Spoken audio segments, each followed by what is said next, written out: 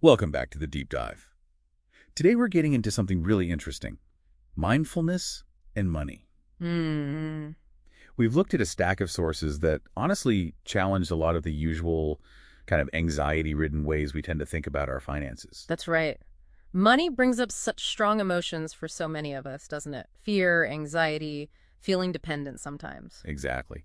So our mission here is to sort of unpack how a mindful attitude might transform money. Less stress, more like an energy of exchange. Yeah, thinking about it as reflecting your attention where your focus goes rather than it just being some measure of your worth. Right, not some fixed label. And look, this isn't about feeling bad about those emotions, the anxiety, the fear. It's more about offering some really practical tools we found in the research to maybe redefine that relationship. All right. Seeing money not as your master, but, as a resource you can direct consciously. So, okay, let's unpack this then. I guess the first step, maybe the hardest, is looking at our own feelings about money, right? So, for you listening, take a quick second.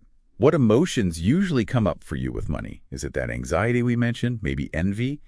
Or maybe it's joy or gratitude? Mm-hmm. And think about those moments. Mm-hmm.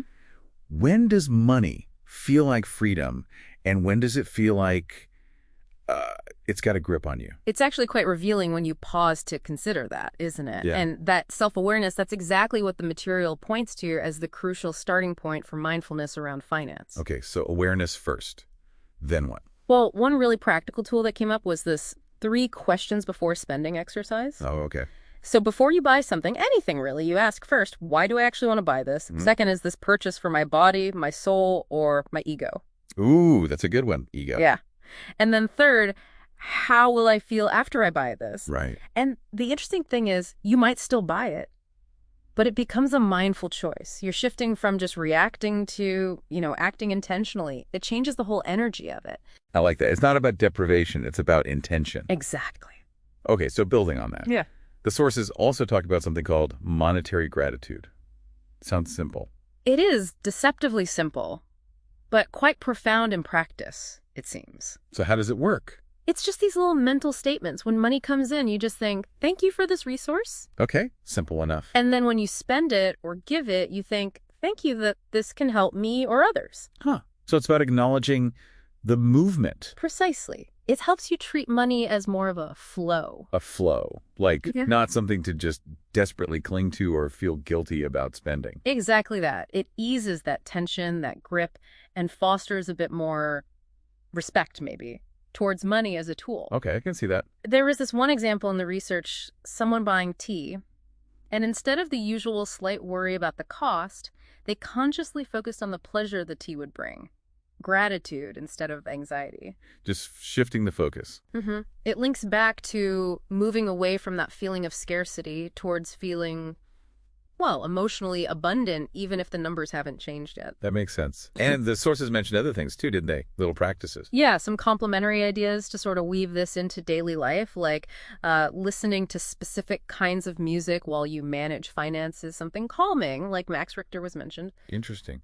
Music for money management. Yeah. Or this little nutrition practice, buying something small but valuable, like a really nice piece of fruit or some herbal tea, and just savoring it slowly.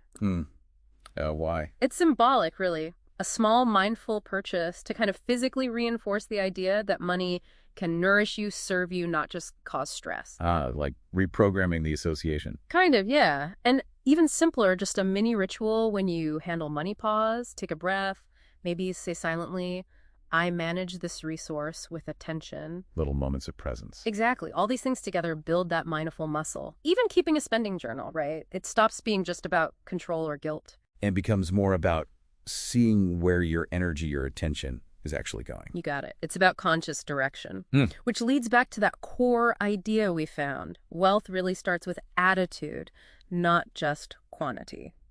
So pulling it all together, what this deep dive seems to show is that shifting how you think about money, how you relate to it, can be genuinely transformative. Moving it away from being this automatic source of stress towards being a tool you use consciously for a more, I guess, intentional life. Absolutely. Which, it leaves us with a pretty important question to ponder, doesn't it? Yeah. How might consciously directing your money, your financial energy, towards what truly matters to you? How might that reshape not just your bank account, but maybe your whole sense of purpose and well-being? That's definitely something to think about. A powerful final thought.